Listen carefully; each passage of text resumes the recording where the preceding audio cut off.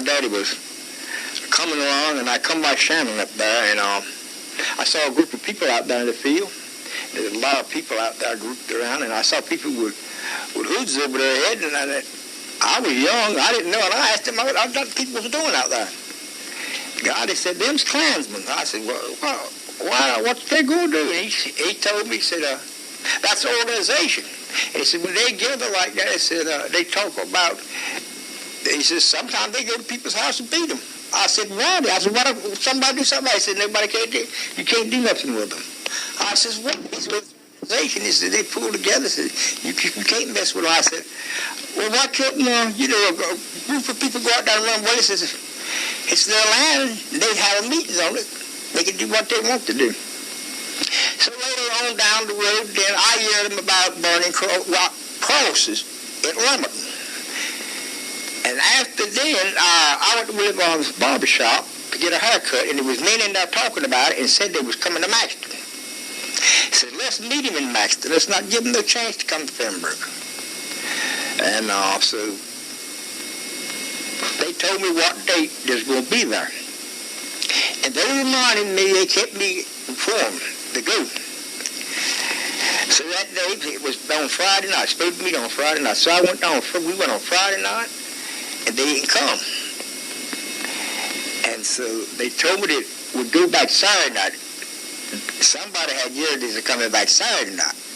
And we went back that Saturday night. When I got there, there was a group of people there. Oh, the whole place was surrounded with people, a bunch of people there. I don't know how many was there, but there's a lot of people there. And I come up.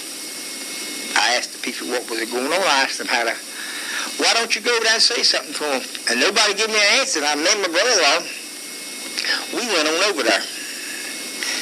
And we got there. I asked him what was they doing there. He said, we come to talk to these people. I said, well, you ain't going to talk to these people tonight. He said, yes, I am. I said, no, you ain't. I said, word was changed, And about that time, I pushed on him and pushed him back, and I threw the gun on him. I pushed him, and I threw the gun on him, and I told him not to move. I don't you move, if you do, I'll kill you. That's what I said. And he had his light up down, and the gun shot his light out. When he shot the light out, I kicked his tape player. Recorder? That would have done it. Well, I just told him, I said, you ain't going to have no speech tonight. By that time, he said, well, that's what I come for. That's what I'm going to do. I pushed him off, and pushed him off from him, and I stood back, and I threw the gun on him.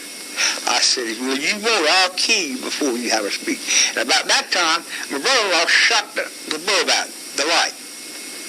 When he shot the light out, I kicked his record player. I kicked it with my feet, and there was some young boy there.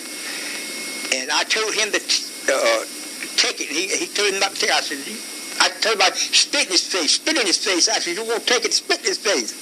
But he didn't. He didn't spit in his face. But he took the record player, and, and about that time, there was another man. He was a cook. He come up there. But he went to run him. And he got off a pretty good piece. There wasn't nobody around. I just shot at him. I don't know whether I hit the man or not. I just shot at him. I don't know. But anyway, that's when, I don't know where this man got to, the one I was talking to. I don't know where he got. He got away. And I looked around there, and there was two of them come up to me, and he had pistols on their side. And I put the gun on, made this man was with me, took his guns off. And there's about that time I saw a patrolman. But he didn't say nothing. And I started taking the guns and making them give me their gun. And I had the little boy put them in the patrolman's car. And he had a whole trunk full of guns really about when he left from there. I took over guns that I could take off of them. Because they were scared. They were surrounded. They just give up. They just give up. Was Catfish Cole scared? Catfish Cole, I saw him, I didn't know it, but now there was a bunch of them run, and they said they got the pond. It was dark. And they run from where was that the other way. And then they said some of them got this pond to get away from us. But they were was so much excitement going on. I couldn't see everything. I mean, there's a lot of, and I wasn't scared. I just got worried. I don't know what happened to me. I wasn't scared. Had all that gun, and they was shot all in my clothes. All in my, took my shirt off, shot out of shotgun, fell all out of me. But I didn't get scared. I was just mad or something happened to me. I didn't care. I just didn't care. I would have done anything. I mean, I got in such a shape.